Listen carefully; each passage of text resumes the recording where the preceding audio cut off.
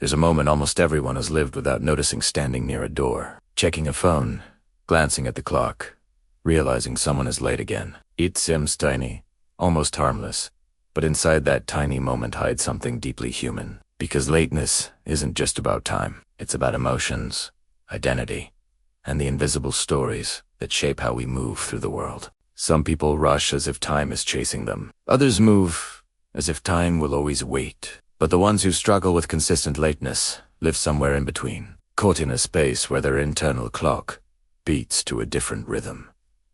They don't wake up thinking, "I'll make someone wait today." Most of the time, they're fighting a quiet, inner battle. A battle built around pressure, optimism, avoidance, hope, and the desire for one more breath before they face what's next. Psychologists describe this as emotional miscalculation, estimating time based on what you wish will happen instead of what actually will. A person thinks getting ready will take 10 minutes because they imagine everything going perfectly. But life rarely gives perfect conditions. A forgotten message, a delayed task, a small distraction, and suddenly the plan collapses. For many chronically late individuals, transitions are emotionally heavy. Starting something new takes energy. Stopping something enjoyable feels like loss. And moving from one emotional state to another isn't smooth. It's like shifting gears in an engine that hasn't warmed up. Yet everything feels slow, resistant, delayed. Some late individuals are perfectionists. Before leaving, they adjust one last detail, tweak something, redo something small, thinking it'll only take a moment. But moments multiply. Others are emotional avoiders if something feels stressful or intimidating. Their mind buys time by slowing down, not deliberately, not consciously, just quietly protecting itself from pressure. And then there are dreamers, people with rich inner worlds, where imagination is louder than clocks. Minutes dissolve when their attention deepens. They aren't careless, they're absorbed. This is why lateness feels so personal even when it isn't meant to be. It's a tiny broken promise, a gap between intention and action, a misunderstanding between internal rhythm and the external world. But once you step back and see the psychology behind lateness, you realize something surprising. Most of the time, lateness is born not from disrespect but from overwhelm, self-pressure, people-pleasing, or unrealistic hope. It's the mind trying to cope, trying to balance, trying to breathe.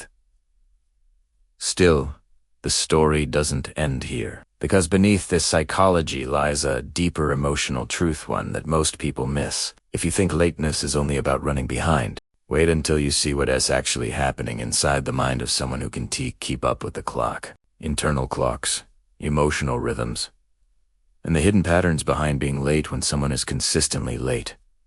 It's not just a habit, it's a psychological rhythm. Their timing doesn't follow numbers, it follows emotions. Some people live life in steady steps. Others live in wave surges of focus, dips of overwhelm, moments of drift, moments of escape. Chronically late individuals often live in those waves. That's why alarms don't fix lateness. It is not the reminder that has broken, it is the internal landscape they're renavigating. For them, time is less of a schedule and more of a story they're trying to rewrite, moment by moment. Imagine a person getting ready to leave. They know they should go, but then their mind notices a small task they forgot. A thought distracts them. A message pops up. The brain whispers, "Just 1 minute." But that minute becomes 10. Not because they don't care, but because their focus becomes absorbed in whatever pulls them emotionally. And then the realization hits too late. Their chest tightens. Urgency takes over. They rush, out apologizing, promising they'll do better next time. And they mean it. Every time they genuinely believe they'll change. But emotional patterns repeat themselves when they aren't understood. Some late individuals even feel uncomfortable being early. It makes them feel exposed, awkward, idle, like they're not doing enough. So they aim to arrive perfectly on time, which is the most fragile plan of all. One tiny delay breaks it. For others, time isn't linear, it's emotional. Minutes stretch when they're relaxed. Minutes vanish when they're overwhelmed. Their mind measures moments, not numbers. And some people are late because survival takes priority. When you're mentally overloaded balancing responsibilities, pressures, and expectations, time doesn't flow normally. Stress, compresses awareness. Overwhelm blurs. Mini. The nervous system prioritizes coping, not tracking time. Fear plays a quiet role. 2. Not loud fear, soft fear. Fear of walking into a room. Fear of being judged. Fear of starting something difficult. Fear of failing. Lateness becomes a buffer, a tiny emotional shield. And here's the surprising part, many chronically late individuals possess beautiful traits. They're imaginative, empathetic, emotionally expressive, intensely creative.